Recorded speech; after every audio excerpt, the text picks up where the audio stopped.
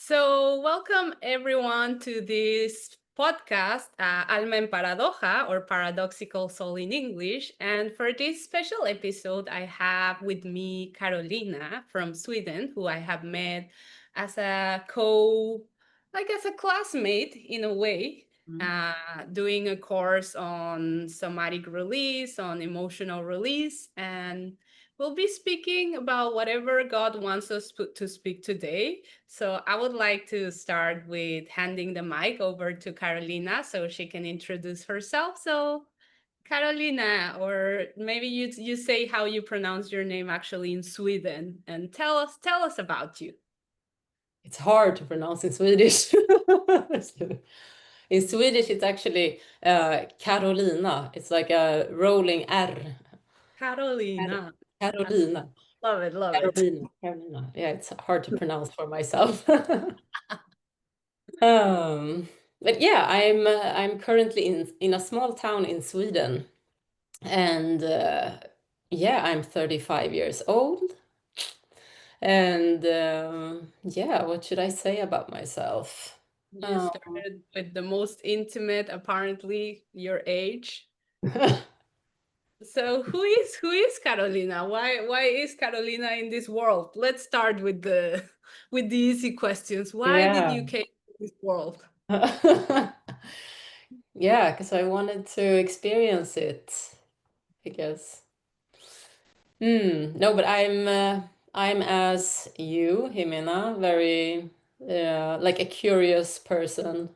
Also been traveling a lot and exploring the body, mind, and trying on lots of different things, feeling like there's more to life than just what I was presented when I was younger.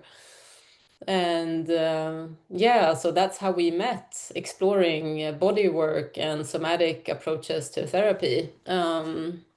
And we didn't really meet physically. We met in a group chat from participants in this therapy method called neo-emotional release, and very much dedicated to the release of emotions and the experience of them, and how they are stored in the body and how to release them. It's like super exciting and interesting work. Uh, yeah, I don't know how you found that work. I don't think I've asked you what drawn you to that. I mean, how did I find it? How we find everything nowadays. I think the algorithm gave me something. I was like on Instagram. Instagram. I was like, oh, that sounds Oh. really interesting, right? Just Mm. because of how it has like this really clear approach of like different symptoms or different organs related to Mm. different emotions, and it's not actually a knowledge that I have really dived into even as I went to like study with the institute. But I think that's what at the first instance I was like, okay, let's follow Mm. this page. This sounds like a really interesting approach. uh, Yeah, and yeah, then things happened. Ended up doing the level 1 training. I know you've done all the way to level 2. yeah.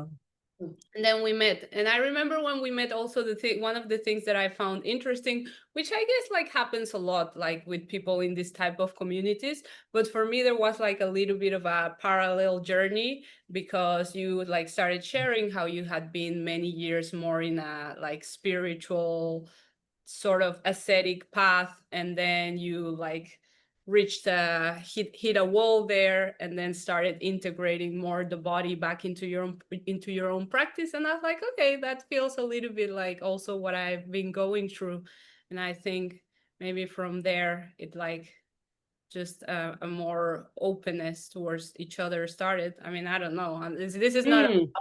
Yeah, I other. think I remember because I think we went into that because we've been having sessions together, like offering sessions to each other, and that's been beautiful. It's like so amazing to have like a friend-like person to like here hold space for my journey or like whatever I'm going through right now for some release.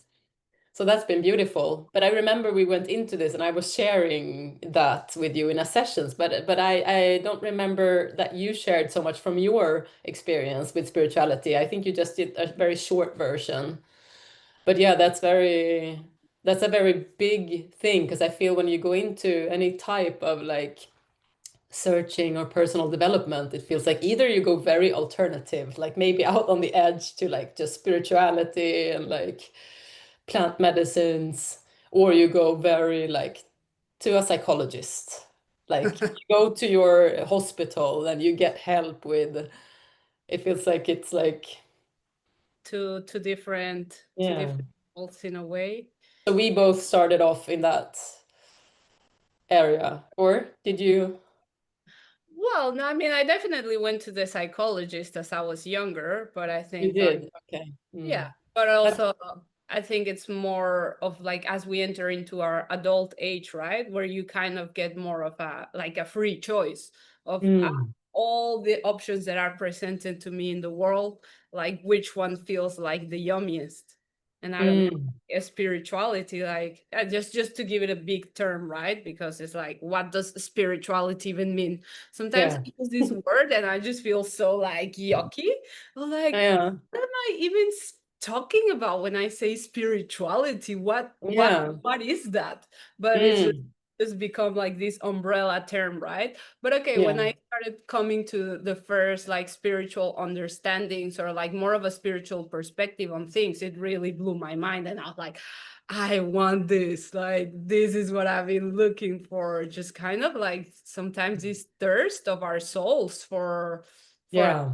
vision, you know? And I just went like fully Did in. you say for recognition No, or like for a deeper wisdom, I think I for said. wisdom? Yeah.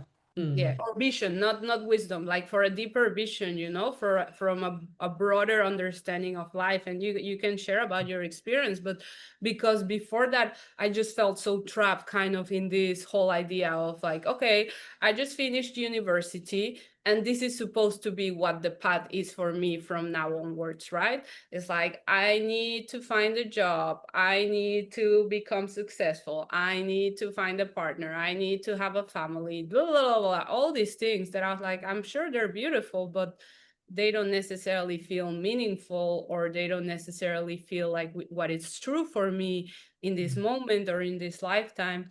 And all of a sudden, I just came to a path that I was telling me, like, actually, like, none of that is as relevant as you have come to understand in your like, yeah, in your cultural worldview. And I was like, what? mm, I'm going with this. Like, give all of it to me. And I just went as deep as I could go, which again, mm. I want to hear about you, but which is something that I find very interesting right now. Like, now saying I went as deep as I could go, because of Yeah. in that moment there's also this part that just thinks I want to be the best at spirituality, right? So you also like start taking all these other identities around the spiritual persona and just like trying to be sometimes even someone that you're not, in the name of like spiritual evolution. And it's like, You find that because you felt, or that's what I did at least, like feeling like you failed in the society uh, life, the societal life, basically. Like that didn't resonate, so I had to be successful in another field because I couldn't really move in that direction and climb any ladder, because that was just like a like you shared, like there's nothing to to get from this, so I have to turn to something else.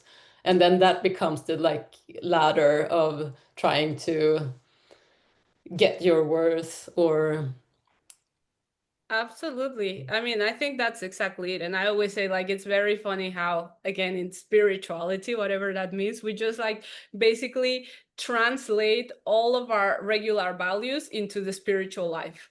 So we think like we're so transcendent, but it's like, no, they just became more subtle, or they just became more mm, harder to notice. But it's like, oh, this very same feeling that you had in the normal world of wanting to be recognized or of wanting to be special, now you Yeah. have it in your spiritual life.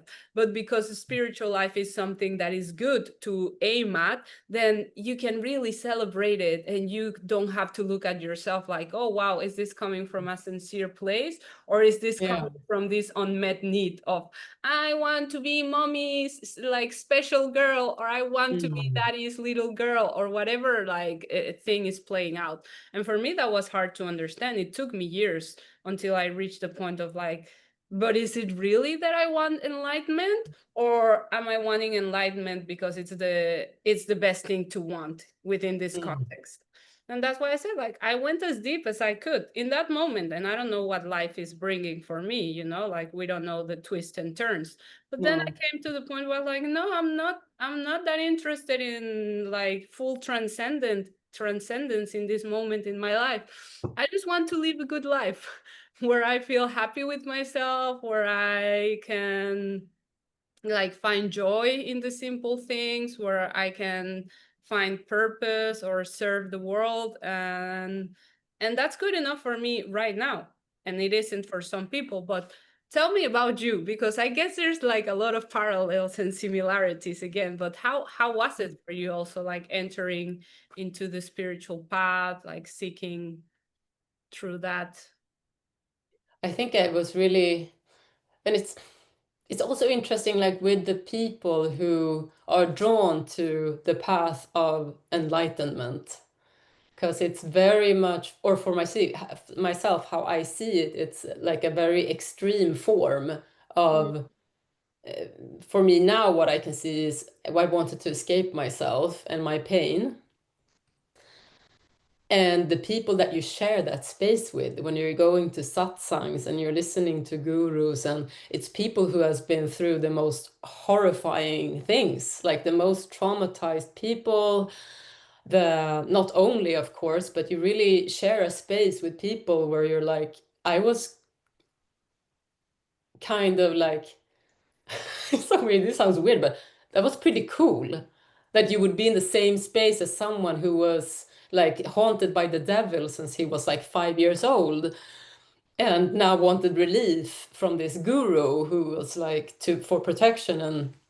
And you're like, shit. Or people who's been in like losing their child or been in accidents and just feeling that they could separate themselves from whatever they were experiencing, and just feeling this infinite joy, bliss, even though the most horrifying thing was happening. So I was super mesmerized to be in that space, and I felt with that very special as well. Like, wow, who am I to be with these people? But I fit into this space, and wow, I feel special being in this space with these people who's having this. Yeah, it's like, oh, people back home, like my family, my friends are not gonna like they will not know what I experience here, kind of. So it, yeah, for me, it gave a very much a feeling of feeling very special, and like, and also like it's the path of God, like, and oh, it's so many people who's unaware of like that they have a consciousness, that they are consciousness, and you feel like you're such a chosen one in many ways, right? You're like laughing, like, yes. It's like absolutely. And it's funny, right? Because it is both that and not that. It's like the fact that we also recognize our own specific psychology entering into it doesn't mean that it wasn't that special and that it wasn't amazing to be No, surrounded. exactly. Because yeah, that's good that you say that, because I've been in a space of like, oh, why did I waste those years trying to become enlightened and meditating away so many like months and years of my life? But then it's like, but it was super exciting, as you say, also, like it was really like having these mesmerizing moments. Yeah. Yeah, no, like super expansive and yeah, but again, like that's the hard bit, right? Because it's all about integration, or at least this is how I see it. Again, I feel like people's spiritual journeys, like they have this phrase of as many monks as many paths. And I don't think like there could be a more truthful phrase, in the sense that you cannot live a like like a step-by-step spirituality, right? Like everyone is in a completely different journey, even though if eventually the journey will take us to the same place. It's like some people will be in that point that it's like, okay, just like being in full rapture and devotion towards God all the time, and some people will want to meditate their lives away in the Yeah. mountain, and some people will be like, no, my path is like having a family and or having a business, and also kind of like taking away all of these ideas of certain spiritual hierarchies of like, this is better, this is worse. Yeah. And this is Yeah.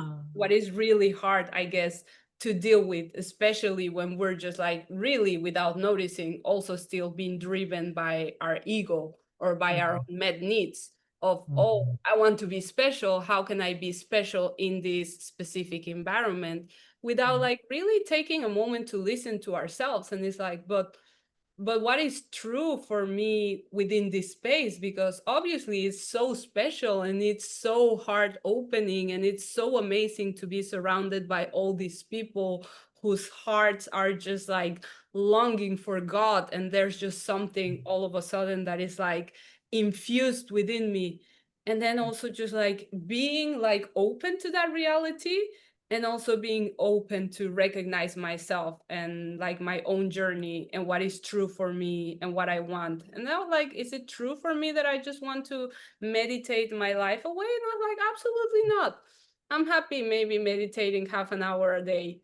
And that's, How did that come to you? Like how did it happen for you that you were kind of ebbing out and like, wait a minute, should I well, I continue with this? Was it like a gradual like thing, or was it something that happened that made you like, wait, I want to do something else? no, I think the thing for me is that I was always what I call a shitty yogi. So I see that as a t-shirt sign. The shitty yogi. so I was like, because I had this whole environment around me, like really reflecting this high discipline. And it's like, we're gonna go into like 30-day retreat, or we're gonna like meditate 5 hours a day, we're gonna do our sadhana. And I was like, you know what? We do the 1 hour meditation, that's enough for me. I don't need more. Like Was this you the Vipassana or?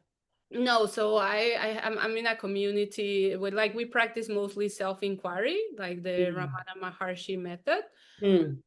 So it was just like it's a beautiful community. I still belong to it. It was just Yeah. like there were many ways that I couldn't see myself reflected in it.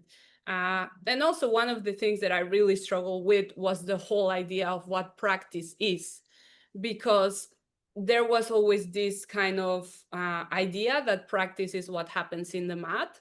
And I was like, I'm not interested in spending my life in the mat. Sorry. And Mm. it's not to say that it's wrong. I'm just lazy. No. So I'll Mm. admit that. So for me, like the practice that I felt most connected with was karma yoga. And it's like, okay, whenever I'm serving, whenever I'm in action, like this is what can bring me like closest to this truth.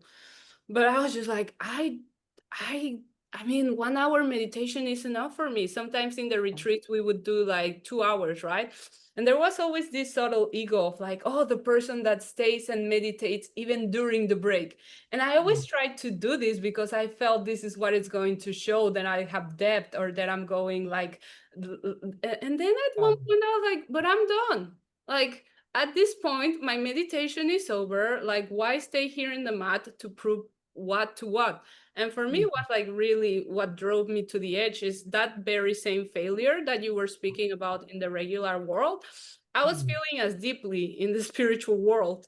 But I was like, but this is worse. This is even worse because I feel like I'm failing God. And this I cannot, like, it's too much. It's like it's okay to fail society, but I don't want to fail God. And it kind of Mm. drove me to my edge at that moment.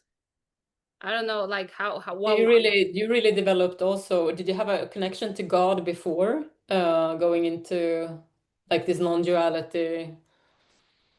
actually I think that's for me what was very beautiful about coming into spirituality and coming especially into this community, Mm.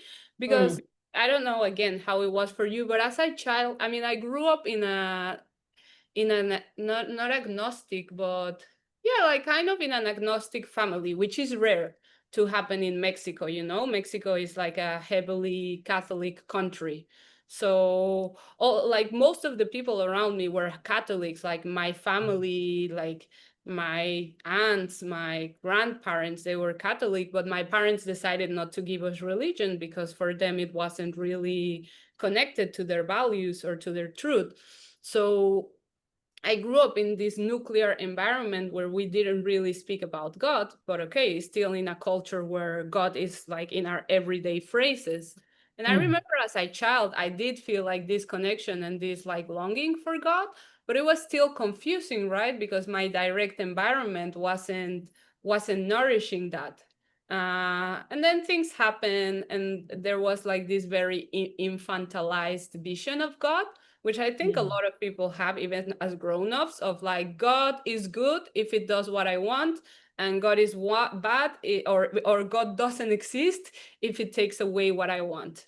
And I reached Mm. that point. There's like I came to a moment where I had a lot of suffering in my life, and I was like, well, God must not exist because I'm suffering. And I already had all the elements around me to go completely against God. It's just like counterculture. It's even cool to say that God You're an doesn't atheist. exist, right? Yeah. And like Mm. for many years, I kind of like detached myself completely from it. Uh, Mm. but you know, it's like the things, it's like basically a teenager rebellion, like a teenage rebellion, where you don't even know that you're hurting yourself by doing something. It just feels like freedom for a moment, or it just feels like Yeah. you are, yeah, I don't know, like you're smarter, that you're smarter than God, so you get not to believe in it, or you're smarter than the rest. And then when I came Mm. into spirituality, and of course my idea of God was very much around a Christian God, of just Mm. like God in heaven, and that's Yeah. also like a very easy to reject notion of God, you know, because also religions have done horrible things in the name of God throughout history. And when I came into spirituality again, like when I did my first yoga retreat, Mm. I started coming back to this notion of God, which for me first was like, what? No, I came to a yoga class. Don't talk to me about God. Like, ugh. Like Mm. I was even feeling more comfortable with religions such as Buddhism, where Mm. God wouldn't exist. But anyway, like long story short, when I came to Hridaya, and there was just like they were speaking so much about God, and there was just something in me that was so alive with it. Not like, but this is so beautiful, and like, what Mm. a gift to come into a space where you can really just relate to God from your own heart and from your own Yeah. experience, and not from this set idea of what God is supposed to be or represent. And then Mm. I fell in love with God again, and that was like for me really beautiful. And still this is where I feel like most truthful in my own path up to today. Is like I'm not good with on the mat practices, but I still feel like this longing for God, or this like closeness to God. And Mm. this is where like spiritual life plays out in the most, again, relevant way in my life. So yeah, I don't know. So you still feel like you've kept you still have this relationship with God in that way. It never kind of disappeared with like I'm gonna focus on something else. I leave this now, but you brought that with you. Yeah, I mean, of course, there are moments when I say it's not the same. It's Mm. not the same as when I was immersed in Yeah. that environment, or going to like bhajans or kirtan once a week, and it's like the feelings were more heightened, you know.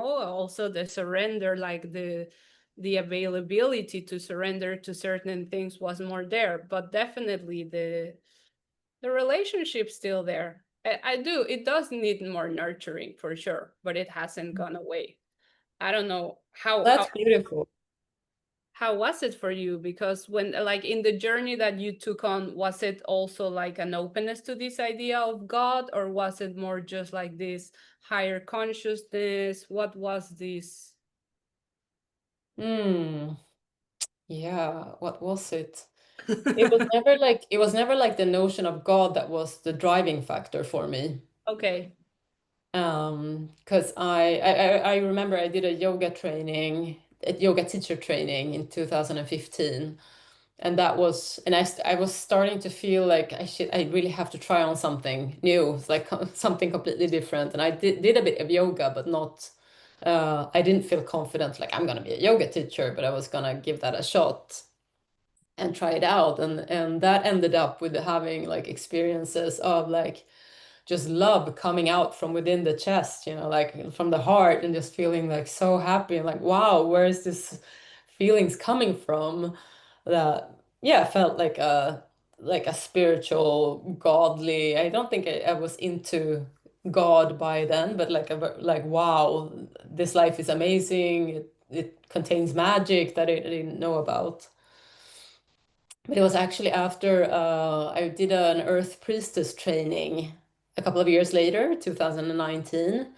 And I remember at that retreat, I had so much pain coming up, and people were Mm, like, "Oh, I get, I get uncomfortable from your screams or like from your what you're releasing," and like not in that way maybe, but it was a woman expressing that to me. And also when we did a sweat lodge, I was like, okay, either I leave or I just let this like kind of come out.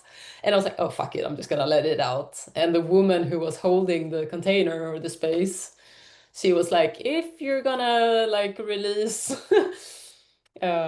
this much energy, please go out from the sweat lodge, basically. okay. So I really felt like not welcomed with my emotions. And even though I was in like shamanic containers, I felt like shit, if there's somewhere that I would be able to like, because it was, yeah, embedded with tantric practices and like wild stuff. But after that, I went to Thailand, and then I met this person who would later become a friend, who was, and I said that shit, I had so much strong feelings at this Earth Princess training, but I didn't know how to, like, it wasn't welcomed. And then he was like, but you're not your feelings, right? You're not your mind. And he was already into this, right? You can hear that from what he's saying. So he introduced me to this, yeah, the Ramana Maharshi. How do you say? Yeah, someone from his lineage Sorry. as well. And yeah, and then with that practice came God for me, like from those teachings.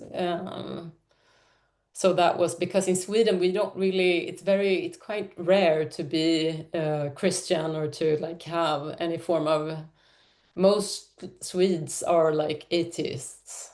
And even Okay. to the extent that like I have a family member, like she's scared. If someone says I have a connection to God, she's like, what the fuck?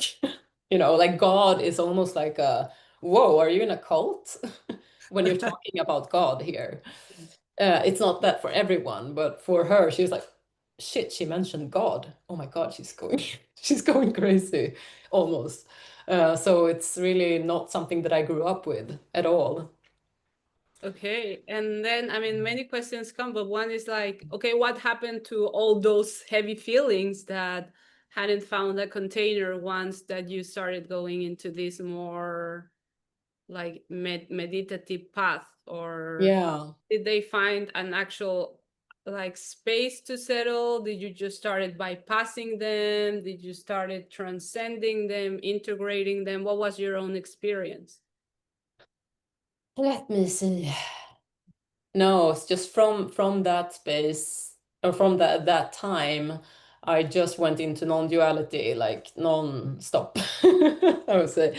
So I was very much detaching. And I also was very much into the notion, if you know, yeah, Eckhart Tolle, talking about the pain body.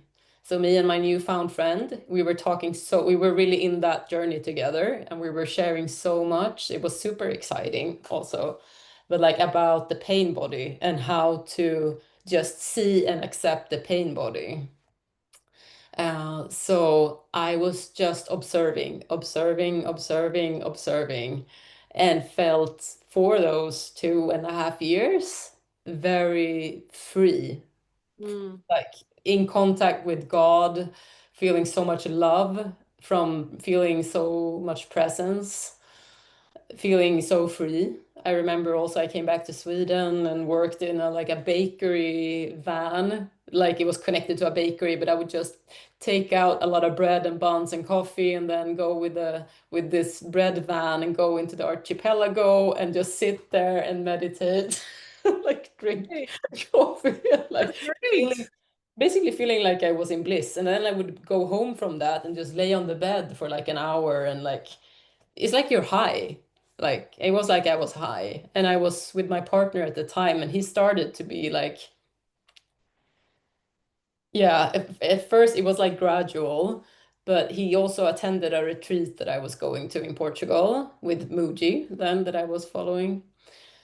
And it ended up with him also saying to me that and also we had it was very rocky in our relationship for like 3 years. We were like but it ended up with him like shit, you really disappeared.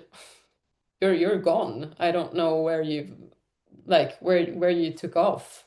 So I was going into it so deep that I was losing myself without knowing it at the time and thinking that because I was so convinced, right, that this is how this is the way, this is the truth, and this is what is setting me free and what can set other people free as well until the the knockout came. Um, yeah, Okay, which is, yeah, because as I listen to you, and I have questions obviously of what was, if you want to share, of what was that kind of breaking moment, because as I relate back to any of these teachings, actually yesterday I was listening to this podcast like from a Buddhist teacher, and I was like feeling very triggered by a lot of the things that he was saying, and I yeah. was like, no, no, not that. No, I don't want anyone to listen to that. I want people Was to it like talking about detaching yeah, from? yeah, yeah. And but I was just thinking it's not that the teachings are wrong, it's just like they somehow cannot be sustained. And I mean, I'm not saying this is a final thought, but like somehow Mm, they cannot be sustained by the Western mind, which is the one that is like so thirsty for it, of like, give me that, give me detachment, how do I separate from my pain, how do I not feel this? And of course it's not, I'm not gonna sit here and say like the Buddhist teachings are wrong or the non-dual teachings are wrong, because it's like it's not at all about that. It's like, but are we really, and this is the wisdom that I guess like spiritual teachers have, or before it became this boom of not every soul is at the same level of understanding, so you can fit the very same teachings to two people and they will be received from a completely different place.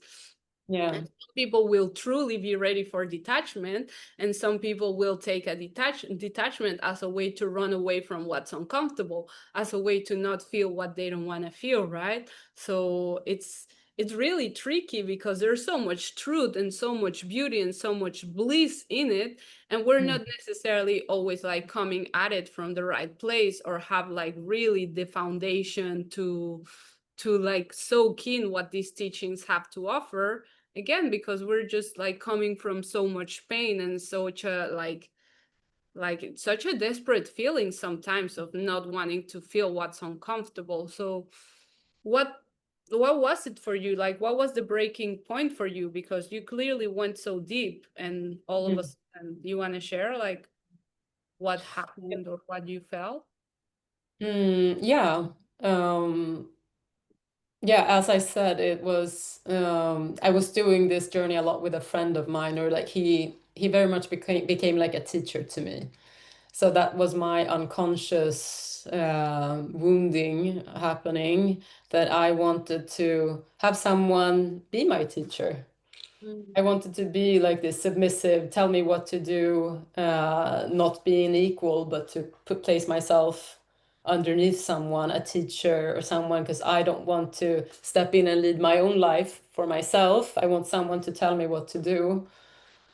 So that was happening there.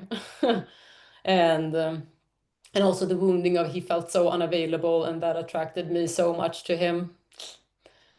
Yeah. So that was kind of our relationship also, like, but we were always just like friends, but it was yeah, you know, very deep, like spiritually searching. um so we were doing this, yeah, as you asked with the question of like feelings, we were I was doing the approach for me was, okay, we have a pain body with all this pain, and what I have to do is observe it and allow it to be there. um So I spent like thousands and thousands of hours. I feel I was just traveling by myself, going somewhere, sitting, meditating, and trying to surrender to whatever energy was there. But I was very, you know, connected to the work that we do today with the somatic work, with the somatic therapy. It was just a completely different approach because I just wanted it to go away. I was not feeling any, I was not connected to myself at all. It was something very, it could be like a piece of metal within myself. I did not have any connection to that. I would want to have any warmth towards it, any compassion towards it. It was just like Mm. observe, observe it. Like I let the body kind of, and I know I also like passed out a couple of times from allowing the energy to just unfold, like, because that's also something that I was into, because I've heard for also about like kriyas in Kundalini meditation or like Kundalini yoga. It was said to be like, okay, I'm not fully like, I almost forgot about the concept now, but it's something along the lines of like godly movements. It said like also some gurus were waking up because they had like twitches and like energies just like coming out from their body, like exorcism. And I had very much like, which I know today is like trauma energy in my body, but I was waking up, I couldn't really sleep. I had to stand next to my body and was just like allowing the energy to just like move, and my back would bend back, and you know, really feeling that exorcism energy vibes. Um, so I really went for it. And Okay. like, I'm gonna control my experience. And when me and my friend met in Portugal, this was like 2, 3 years later, I remember him saying, because yeah, he was very distant when we met, and it was not a good meetup at all. But one of the things that he said was like, shit, you can't even control your like basic emotions. He said something like that to me. Like after all these years, after all this work, you're like overwhelmed by something that he did that triggered me then. And I'm like, fuck. Okay. Like so many years, so many fucking hours where I was just allowing, being with a lot of discomfort. And then like feeling like there was, and also that was a very harsh judgmental thing, but that nothing really shifted, you know. So that was a very like, but that was not really the wake up call. It was when our relationship kind of, he kind of, he left me, you can say. At first I was like, okay, I'm not gonna, I don't want to be in this friendship anymore, this relationship that we are in. I felt very poorly treated by him because he was still very distant, did not want to engage at a very, yeah, high level. But when he left, he kind of knew all the triggers that I had, and I just ended up in my inner child, like like beg, like on my knees, kind of like praying to God, like, please come back. And I was like, what the fuck is happening? And another thing he said also was like, you're acting like you're a big child. And I was like, because I know, because my sister had gone another path than me. She was doing a lot of therapy and a lot of work and like inner child. And I'm like, fuck. Because I've been just dismissing that. Like, no, this is the way, you don't need to look at that. That was my approach with the non-duality. This is the only thing you need. Why are you looking at therapy and like inner child? But then I was like, okay, I've heard about this inner child. And I kind of feel this inner child. And someone said he saw my inner child quite strongly. And that's when I realized that shit. And also I got with that an image of my inner child very much being in the desert like a skeleton, and like, you know, like that I've been Okay. starving it. Like Wow. I've been starving her. So that was my kind of wake up call, like shit, I've been not loving myself at all. And yeah. That's And also, yeah, I don't remember if it was just that moment, but yeah, I also in that moment I felt I failed. I failed to become enlightened. I have failed because he also shared that with me, like kind of my teachers then, my friend teacher's response was like, like you know, you're not, you haven't, how do you say, progressed anything, you know, and then like fuck, I failed this as well. And that which feeling like, okay, depression is still here. Why is depression still here? I was feeling so blissful for such a long time. Yeah. wow. I mean, it's a lot, right? Because I feel this is the very interesting thing of you were saying it at the beginning of why people are approaching spirituality nowadays, and it's like rarely it's people looking for liberation or looking for God or looking for enlightenment. That comes later. But it's like Mm. actually people just like being so tired of their own pain, like not knowing how to find answers from what the system has to offer, from what the like culture has to offer, and then just like going as extreme as they can, right? Yeah. And again, in at least from my behalf, it's like in no way a judgment of also how we approach it, but it's just like it's so Mm. interesting of how we have come to relate to spiritual traditions nowadays from this like really desperate place within ourselves that is just like give me anything that will help me not feel this. I'll die on that hill, like, and then just saying, but your approach was incomplete because it wasn't what was like true for you or what was real for you. And not to say that maybe, because at least for me, I don't deny that maybe in 10 years when certain things have been more addressed within like this like tangible experience, I will Mm. want to go and like retreat into the mountain and just be like, Yeah. well, now it's really time to like go into the subtle. But right now my experience is really asking me to be here in Yeah. the world and like work You're through. guided to be in the world Yeah. now. That, yeah.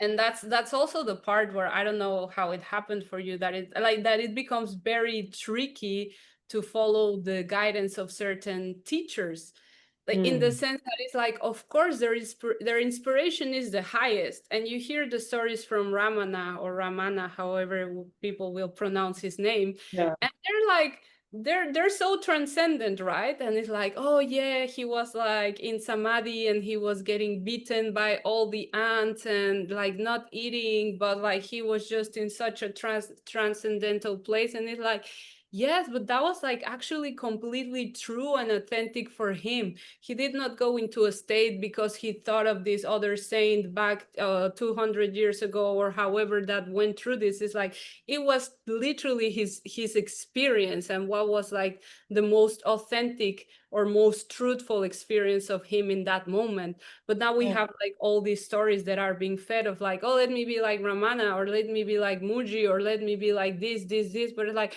we're not any of them, we're ourselves. And at the same time, yes, we are the same essence, but it's like how do we really like ground that back into who we are as people, and from that place open up to experience like in whichever way this reality wants to come through us. Because whenever we're following someone else's path, it's like Mm. that, it's gonna break us, right? I mean, uh I think Yeah. almost undeniably, I don't know. I don't know. Like, how do you feel, for instance, after you went through this kind of, let's call it breakup moment with like that deep, non-dual path that you were following, and then your friend, kind of teacher came and told you like you have this neglected inner child, you haven't grown at all. Like, what happened for you there? Like, did you stop like following those teachings altogether? Did you just like started integrating in a different way? Like, what was the movement for you? I think I got pretty like I think I would say a bit traumatized at the time. And I was traveling by myself in Portugal at the time. And I was renting a car and I was going to different places. And I was staying by myself up in the mountains. And also, yeah, I was also staying in like hostels in Lisbon, yeah. And I was just waking up with such anxiety every day. Like I've never had that kind of anxiety. So I tried to self-medicate and get like a cannabis oil that you could get, like CBD oil. It was really shitty. And like just feeling like I was, yeah, deep down in a depression, just feeling like you spent so many years trying to or thinking that you were really like healing yourself and becoming something, and then you were just back to zero. You were nothing again, feeling more shitty than ever.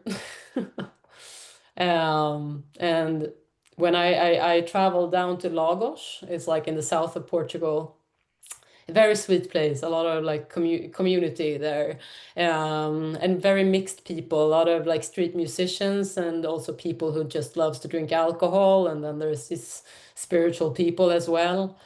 But I meet this like a 70-year-old man with white big beard and white long hair who loves to do mushrooms and Okay. and he is the sweetest person, and he's like he had experienced a pretty similar experience to me with a friend of his that had gone like yeah, he had experienced a pretty similar thing, and he was like, but you have to start loving yourself. And yeah, so he was kind of the first person that I encountered who was like really putting me, I get quite touched when I speak about it. Um, yeah, Steve looked like Beautiful. Santa Claus. But he really like yeah, he really like planted that seed in my heart of like you have to start loving yourself Mm. and work towards that. And yeah, that was very beautiful. So then I started to, I contacted a coach with inner child work and did like, if you know the Hoffman process, like bits and pieces of that. It's also like going into your like childhood and like patterns and stuff like that.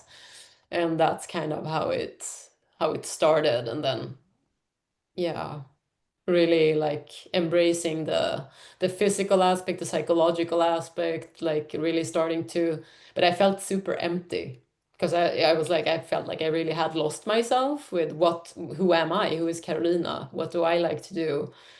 Um, and that was very obvious. I was traveling in Spain that summer on Ibiza. I loved it. It was super cool and so many inspiring people. I really, really loved it. But I've always felt like, yeah, imposter, as we spoke about earlier. And I remember I was on a date with this guy who I was like, ooh, yeah, he's super cool. And he's like, oh, but who are you? What do you like to do? What do you work with? And I couldn't answer any of those questions. And he's like, all right. And he kind of shared with me like the date ended with him like, oh, but I've been a coach. I've been working with the Ikigai. I can send you something if you want. Okay. So I couldn't share anything about myself because I Okay. felt so empty, basically. So that was very interesting. So it's been a lot of work just coming back to getting to know my person again. Who am I? What do I like to do? And, you know. But yeah, Yeah. I've been kind of neglecting the spiritual aspects for a long time. I feel like now this happened in the beginning of 2022 when I kind of and now I'm kind of like, oh, but I kind of miss this God that I had contact with. Because I've really been like just focusing on healing, like being with my inner child, and and all the somatic work, nervous system work, like very bodily, very like parts work. But Mm. I really feel now it's coming back, like, oh, but I missed that connection. I missed this like expanded, like blissful state. Like, so I've been starting, I have this harmonium, and some music that I've been like too spiritual before. Like, okay, I'm listening to it Okay. again because I do really feel like a connection there. So And you went through a stage that you were almost even allergic to all of it, and yeah, now you're yeah. finding like a sort of way back. Yeah, like it's a new usage of it, or like a new like, but it's still like it's very, it's one of the, yeah, the drive to like explore and know yourself in all different ways. This is like an aspect of myself that I'm kind of have the door closed for a while, but feel like I want to, that you would call more like the God, like God, or like the godly connection, or like that the part of me that it actually is connected and like has this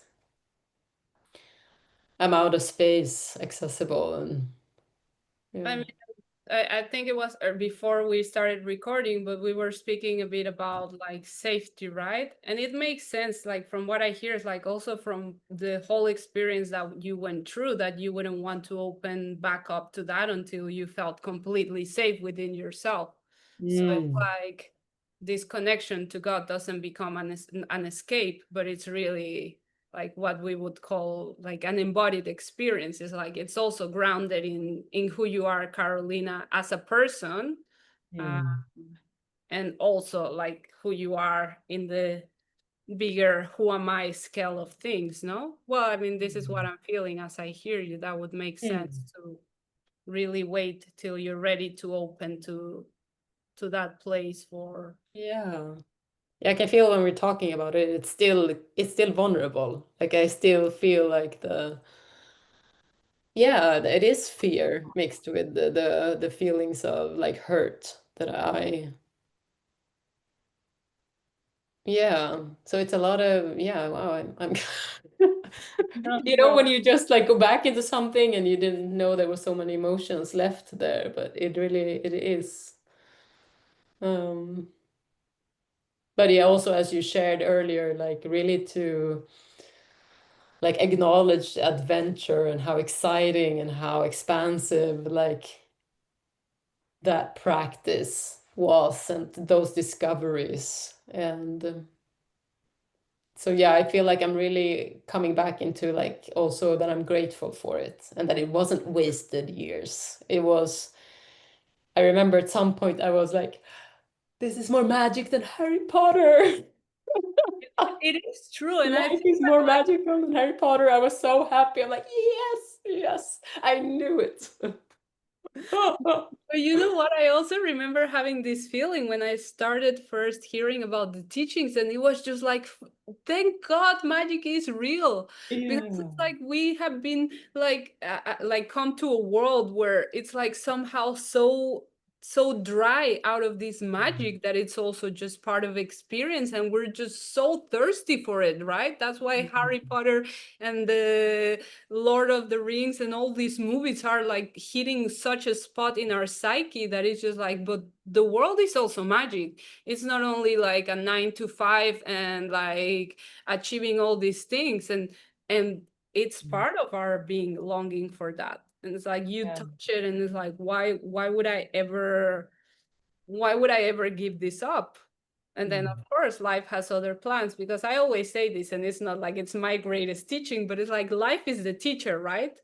I Mm. mean, Muji can be the teacher for a while, or Ramana can be the teacher for a while, or this guy or this girl or whoever, but life is the teacher.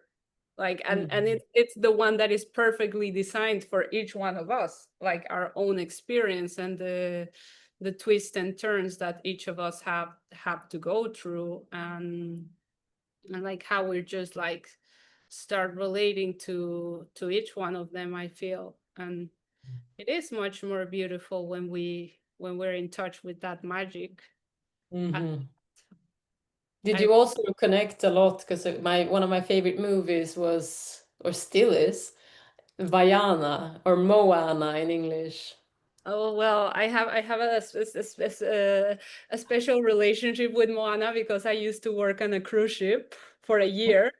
So like I kid you not, there was like probably a 6 month period of time that I would watch Moana every single day on the because I was working at the kids club and at the nursery. And that was the movie that the kids would feel like the most settled with, you know? It's just like, oh, if they're missing mommy, let's watch Moana.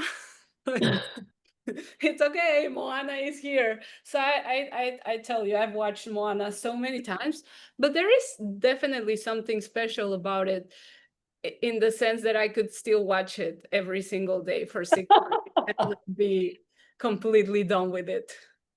Because But it is this, like, she's being called by the ocean. She tries to resist, and like people are telling her not to go, and she's like being pulled in, and the ocean is inviting her. I'm like, oh, yeah, that's my life. Moana. Wow. But really, like the spiritual, like search and like going into the magic. Because, yeah, I think it's something to be very grateful for, because a lot of people don't even like maybe ever go there to like explore the possibility of there being any Yeah. magic, you Yeah, know. no, I mean it is certainly a blessing. It can be Mm. a blessing in disguise if we're not like careful enough, right? Because it's that we can just completely just blindly follow what someone else's experience is showing us without ever listening to our own compass, right? And I think and I don't know how it's been for you, because for me there is this big aspect of integration in the somatic path. Like for me they're not separate at all. It's Mm. just, but also because in my own experience I've never had like very transcendent experiences, you know, like I'm very earthy in my being. So even as I would meditate, it's never that I would get to escape into the cosmos or something.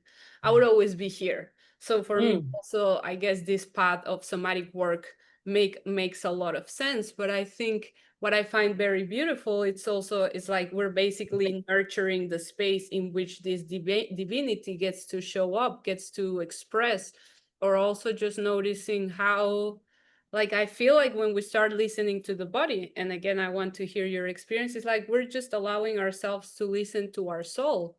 It's Mm. just even this image that you were sharing of all of a sudden seeing your inner child as this like thing in the desert. I don't know if you said like Yeah, she was skin and bones in the yeah, desert. skin and bones in the desert, and it's like all of a sudden our soul is like it's calling us back into our own path and into our own journey. And I think for me that's been such a gift into alignment, right? Of how do I follow this spiritual path really as I remain in touch with my own experience, and not as I'm just blindly following what someone else thinks the spiritual journey should be like just because they are more renowned or because they're these high teachers, which is again very beautiful. But sometimes I look at it and it's like, but their experience is reflecting absolutely nothing about my experience. I mean, not absolutely nothing. It's probably reflecting the ultimate reality, but you know, like, okay, Ramana lived in these circumstances. I lived in this other. Yeah. Like, how do I find my own, like, my own path into this? And I have found that the body is really giving me so much, like not like so much information and so much like yeah guidance on how to really live an integrated life. And I don't know if you have experienced it like that in any way, even, or what have you experienced as you started coming back into more somatic practices after all those years? Mm. I also resonate a lot with, I don't know if there's someone famous who said it or someone not or myself, but like what's the point of like being on this earth if we're just gonna be in this transcendent state and not even gonna be here? If we're yeah, as some people who share like near death experiences or like have died, come back, it's kind of like their experience or explaining this state of like bliss and expansion, like formlessness. And then why should you spend your whole life being in that state if that's where you're going to go back to? That kind of resonated with me, and like shit, I'm gonna experience what it is to be on this earth in this body. I'm gonna get to know what this body is, what who this person is. Like that's a one shot opportunity or so that kind of was my motivation also to like, but what are we here for if we're gonna just like, I have this body for a short period of time, and I should, and also just being here on Earth for a short period of time, like, then I want to be here because like I have a different experience from you because I've been very good at dissociating in my life. So for me, I went traveling when I was meditating and felt like, oh, this is my thing because I was already good at it.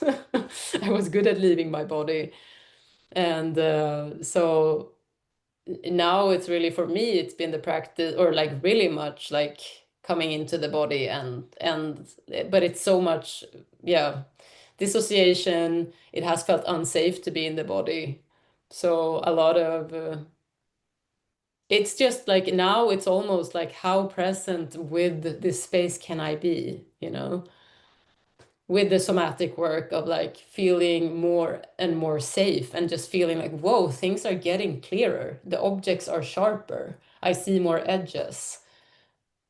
And it's not like that all the time, of course, but when I really do the work or like when I've been with someone is holding space for me and really going through that, and then like, whoa, things are getting more colorful. And that is kind of what I aim for now to, yeah, to see how much can I be here and how much have not been here, you know, with dissociation or being somewhere else, and then how safe and how much can I be in this room and be present with what is around me and the people and the, yeah. That sounds very beautiful to me. I Mhm. mean, I always feel like it's so funny, right? Because in that sense, somatics and spirituality have the same ultimate invitation, which is like be present with what is happening in this moment. It's like if Mm. you have trauma, the body will be telling you that there's still danger around, and then you're gonna be like not able to access the safety in your body, even if everything in your environment or your surroundings is telling you like, hey, everything is okay. So what do Mm. you have to do for the body to settle back into this? Is like, hey, be present, like Yeah. present with your environment, and from there allow your nervous system to really adapt to what each situation is telling you. And then it's like spirituality is the same. And of course it's like the presence goes a level deeper, and it's like, yeah, but be present not only with the current state, but be present with the like with presence itself. But I find that as such a beautiful integration of these two bodies of work, and how Mm. they can really invite us into that, right? Like an embodied spirituality, which is like you said, how can I experience this life fully? Not that I'm doing it like in a perfect state, but like more and more, yeah, how can we take in more of what is actually happening and create more space in our bodies and have more capacity, Yeah. everything, right? Yeah, I feel it's really like, or in my own experience, like how I've been blocking life, like been blocking myself, my body, my person to act and interact with this world. And also like what I'm experiencing is like all this, like the trauma on so many different levels or like conditioning or whatever it is that has just cut me off from experiencing life fully, that also made me go into spirituality, right? That ultimately I want to be able to feel and be present here as well, but really like just identifying all of these blocks that Mhm. has been in my life from me to just enjoy life here. Hmm. Yeah, And yeah. how that is in the body, it's also magical. Like, Yeah, it can be quite magical, also very uncomfortable at times, right? But mm. it It's part of it is part of the magic. And just as I was hearing you, I was like, yeah, it's interesting for me. For instance, whenever I would be in retreat, it was so clear to me that everything I wanted just to be able to integrate it into life. But it was like this very interesting experience of during retreat, I would feel so free and everything felt possible, right? It's just like, yeah, I'm gonna do this and I'm gonna do that. And it's just like the world is boundless. I'm boundless. I can do it all. And literally, and this was also like just entering this space of expansion of the mind and just being more in the heart and being with everything that's available. And the second, I kid you not, that the retreat would end, like all of that confidence would be like, it's Gone. like, where do I find it? Like, take me back. So it was always this very interesting contrast between I'm in retreat and retreat is telling me that I want to be in the real life in this way, but then I'm out of retreat and everything that I was able to see and experience in retreat is no longer fully available as I would see it. Like, how do I integrate this? Like, I how think it's really hard because I feel also like from the from that teaching, or like I had this idea in my head that if I would become enlightened, before that I knew that I would need to be homeless. okay. Somewhere, somehow, it was like I kind of knew that I have to go through that to become enlightened. That was an Oh, idea that I had. Did you okay. share, did you also have that? No. To be homeless? Yeah, to like really have nothing and just to live on the streets. Like I know it's like not logically like practicable. How do you say that? Because I know my mother is in Stockholm. She would never allow me to, I would have to do it in another country. Like, but that was an idea. Like, okay, I have to, and that was very far off from where I was, right? So it was a very much a gap. How should I do this? Okay. And then just pushing my comfort zone all the time with like moving in that direction, kind of. In the direction of becoming homeless? Yes. Because that would be the ultimate test, like having nothing, like staying on the streets, like not having money. That's kind of the idea that yeah. But it was always in the back of my head, like, is this safe for a woman? Is this safe for a woman? Is this safe for a woman? Like, I know women have done that, so I don't know if that's the case. But I never dared to. I was too chicken. I mean, good on you, because anyway, and this is also what I say, is like enlightenment is not a strategy, right? Like we strategize in our mind, like, how do I get enlightened? And it's like, who is there to get enlightened anyway? That was always the funny part. It's like it's us wanting to get enlightened. It's like when if that comes, like you can forget about Carolina and certain fears and is it safe to live on the street or not. It's like those decisions get taken by themselves, right? And there's not even this enlightened ego to try to create the strange conditions that we think are necessary for it. I mean, I never. Do you believe in that? Like when you're sharing that now, do you believe that that is a possibility to experience that? Which, like, to Like, enlighten. like that you're becoming fully enlightened and that you don't have the agency as a person to like take the, like there is no form of agency, you're just oneness. And No, I mean, I think there is agency. I just think, I mean, first of all, I don't know, right? Everything's a theory. yeah, I'm just curious because it's like this is the kind of like the ultimate, like is it, can you attain it or can you not? Are people faking it, or were they in bliss for 3 years or 10 years and then they became depressed again and felt like a person again, like. Yeah, I honestly don't know. Like it's always this big mystery, right? Especially at the Mm. beginning of my journey. I remember like every time I would see a teacher, it's like, but can someone tell me if they're enlightened? Like, and sometimes I would even Google is this teacher enlightened? You know, like I the need to see a certificate. yeah. Wait, let me tell you a story. This is hilarious. It was actually at like the Muji satsang. I went also with a friend a few years Yeah. ago, Rishikesh, and there was this. It was a very sincere question, but I was just cracking. And then it was this older guy saying, asking Muji, it's like back in 70 whatever. I'm making up the numbers. I was an Osho disciple. And one day, Osho released a list of which of his sannyasis were enlightened, and I was on the list. And then he said, He's like, yeah, nailed yeah, yeah, it. yeah. And then a few months later, Osho said that he had actually released that list as a joke. And Mm. then the poor guy entered into this whole like, identity crisis. And I don't know, it was just like a Because very he was identifying with, I must be enlightened yeah, then. yeah, yeah. If Osho is saying I'm enlightened, it must be true, right? And it was just like this very hilarious way of like showing this mind that wants to be enlightened. I'm thinking again, I don't know because I haven't had this experience. What I had an experience, and I'm maybe just like bringing a lot of topics together all at once. But I took this like one of the psychedelics that really the experience was nothingness. And you would say that I was in bliss, I was in joy. No, I was in complete terror.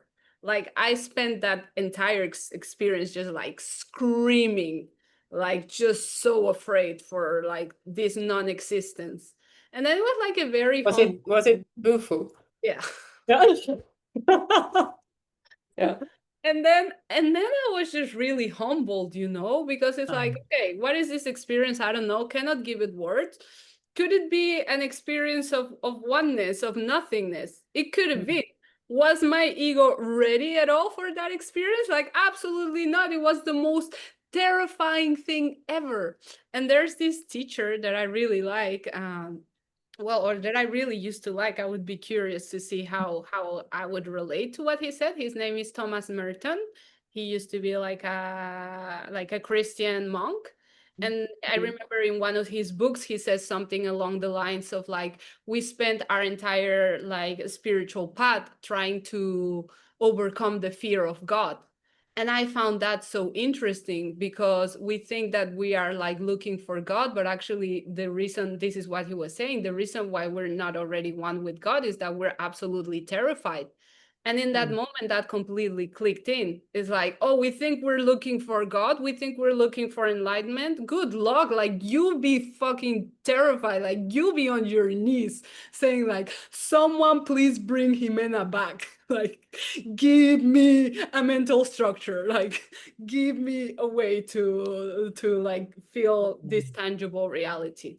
Again, I still Mm. don't know what enlightenment truly means. And from certain teachers that I feel like most trustful of, it seems like obviously eventually, even after enlightenment, there is this structure of the mind that needs to be present, like you said, to have agency, to make decisions, to function in the world. But I do think it's like the relationship to that structure is completely different. And it's not like this like dictator that lives within us that is all the time like telling us how to relate to reality, but it's just like this aspect that is inhabiting us. But I don't know. At the same time, I don't know. And after that, I was like, well, I'm completely terrified of God, so I'll just continue a humble life, doing Aho. my best. So yeah, I don't know. What do you think? I don't know. It's also like I've kind of let go of the whole notion of enlightenment now, because maybe because I was tired of it, or because um yeah, so I don't know. It doesn't really spark curiosity in my mind anymore. It's like this unknown paused area. And I find other things more interesting now. But yeah, who knows? Maybe it will come back again. the curiosity and the interest. Who knows? I mean, I think it's not that we ever truly stop moving in that direction, or at least that's how I feel. It's like the conscious approach to it might have changed. Not conscious in the way of like, like the intentional approach Mm. might be different in a certain way, but I mean, again, that's why life is the teacher, right? It's always moving us in that direction, I feel, in a way or another. Mm, I think it's also I connected with so much seriousness now. mm. And I like I want to have fun. I want to enjoy. I want to do things like so yeah, it's not as yeah. Yeah. Yeah. Great. Yeah. No need for it also, right? Hmm. Like this like heavy quest after enlightenment. Yeah. Your path seems to clearly be calling you in a different direction right now. Yeah. And also just like the things that I've been judging before from like a very spiritual aspect to like n- what I would call like normal people. It's not super judgmental, but like people who doesn't give a shit about spirituality or personal development and just also giving them so much more respect Mm, than I did when I was high up in the search of like, oh, I'm almost there and I'm in such a bliss and people are so ignorant, they don't know about this. And to now like really like respecting and cherishing mm. people that I wouldn't maybe relate to a couple of years ago. So being more humbled, I would say also now with people and things and yeah. And I guess it's also connected to the identity shift. Like I'm not this like spiritual being anymore. I'm also a person, a very normal. I'm a very normal person. Like we're all the same. We're all on the same level of like we're all humans and have our struggles and And I think the funny part is that even when you were deep in your spiritual journey and me, we were still very normal people. yeah, but We just believed not our in my mind. to be something else. It's like, but yeah, which is hilarious how all of a sudden the mind gives itself license to judge everything else. It's like Yeah. judgment is wrong from a spiritual perspective, but because I'm more spiritual than you, there is a special license in which I get to judge everyone that's not living life the way that I think they should. Yeah. But it's also so easy. You can see how the mind works. Like when I close the door on that, and then the mind wants to go into like, oh, they're so lost over there. It's the mind can take, it's position. It's like it wants to It will position position itself. itself So, wherever it has to. yeah, It's interesting. I mean, we will. I don't think we'll find any final answers to this conversation. We went very spiritual today. That was, We will have and to wait until we meet, like basically on the afterlife, and it's like, so what do you think about what we said on that podcast? Does that still hold true? It's like, let's no, do that. Let's I'm do enlightened now. that. It was all a lie. I made it. Well, is there anything else you would like to share as we close? Also, the official things is like if people feel like they would like to work with you, where can they find you? Because Mm. that's also Oh, part. I feel we talked so little about what we're actually doing I feel today. like that is true. We talked about what we've been through. Maybe another Yeah. day. But yeah, I have, so I'm doing somatic works as well, very much focused, with the focus of the emotional release training that we did with, yeah, I have a passion for helping people feel their feelings or get in contact with feelings or contain their feelings. Because I've been on that spectrum of like being overwhelmed and being dissociated and just woo, not being on the ground with feeling overwhelmed. But I like to work with both like aspects of that feeling spectrum. And I'm on Instagram and I have a website. Are you like linking anything in Yeah, the I will. yeah You can. I will put her information in the comments. Okay, Healing with Carolina is my current Carolina. Instagram name. Yeah, but if you don't mention it in the Swedish way, they will not. They will not find it. Oh, but no, it is in English. Feeling with Carolina. Oh, but it is Swedish though. Yes. Uh, We'll Whatever. keep. You can write to me there if you want. Okay. Well, thank you so much, Carolina, for your time and your Thank you sharing for inviting me. your experience. And thank you, anyone that made it to this point in the episode. And see you next time.